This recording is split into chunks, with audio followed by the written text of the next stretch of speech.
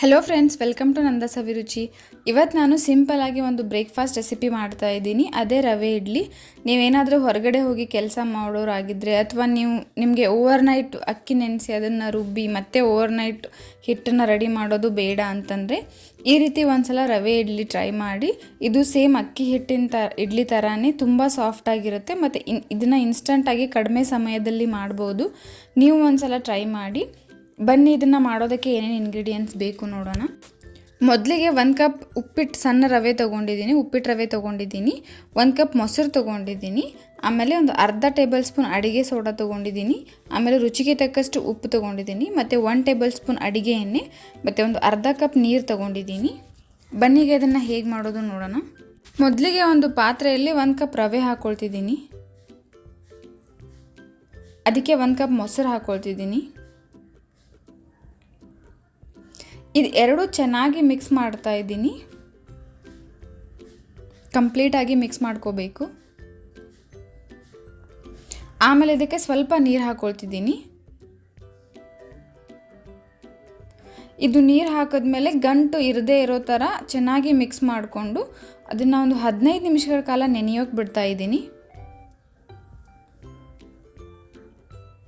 ಒಂದು 15 ನಿಮಿಷಗಳ ಕಾಲ ಆದಮೇಲೆ ಇದು ಚೆನ್ನಾಗಿ ನೆನೆದಿರುತ್ತೆ. ಆಮೇಲೆ ಇದಕ್ಕೆ ಅಡಿಗೆ ಸೋಡಾ ಹಾಕ್ಕೊಳ್ತಿದ್ದೀನಿ.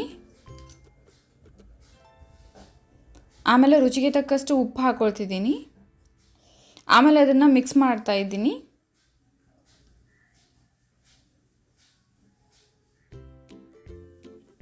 ಆಮೇಲೆ ಇದಕ್ಕೆ ಇನ್ನೇನು ಸ್ವಲ್ಪ ನೀರು ಹಾಕ್ಕೊಂಡು ಅದನ್ನು ಚೆನ್ನಾಗಿ ಮಿಕ್ಸ್ ಮಾಡ್ಕೊಳ್ತಾ ಇದ್ದೀನಿ.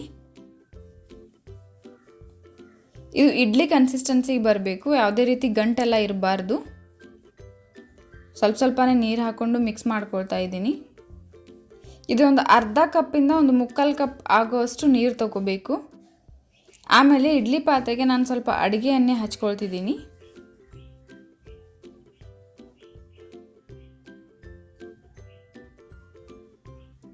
ಎಣ್ಣೆ ಹಚ್ಚಿದ ಮೇಲೆ ಅದಕ್ಕೆ ನೆನೆಸಿರೋ ರವೆನ ಹಾಕ್ಕೊಳ್ತಿದ್ದೀನಿ.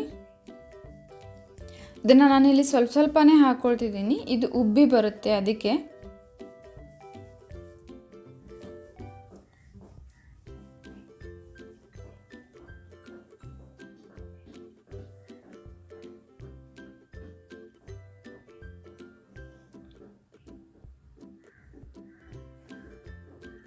ಎಲ್ಲ ಪಾತ್ರೆಗಳಿಗೂ ರವೆ ಹಾಕ್ಕೊಳ್ತಿದ್ದೀನಿ.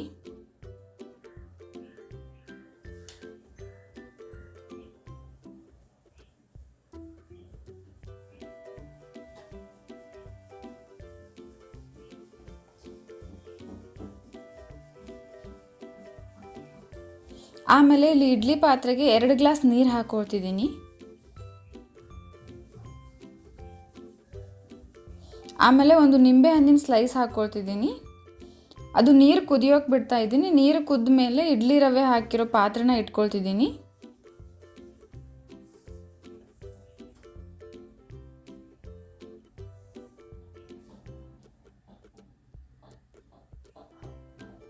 ಆಮೇಲೆ ಲಿಡ್ ಕ್ಲೋಸ್ ಮಾಡಿ ಒಂದೊಂದು 10 ನಿಮಿಷಗಳ ಕಾಲ ಲೋ ಫ್ಲೇಮಲ್ಲಿ ಬೇಯಿಸ್ಕೊಳ್ತಿದ್ದೀನಿ. ಒಂದು 10 ನಿಮಿಷ ಆದಮೇಲೆ ಲಿಡ್ನ ತೆಗೆದು ಅದನ್ನು ಈ ರೀತಿ ಒಂದು ಚಾಕು ಸಹಾಯದಿಂದ ತೆಗೆದು ತಗೊಳ್ತಿದ್ದೀನಿ. ಇದು ತುಂಬ ಸಾಫ್ಟಾಗಿ ಕೆಳಗೆ ಅಂಟ್ಕೊಳ್ಳದೆ ತುಂಬ ಚೆನ್ನಾಗಿ ಬಂದಿದೆ. ನೀವು ಒಂದ್ಸಲ ಟ್ರೈ ಮಾಡಿ, ಖಂಡಿತವಾಗ್ಲೂ ಇಷ್ಟ ಆಗುತ್ತೆ.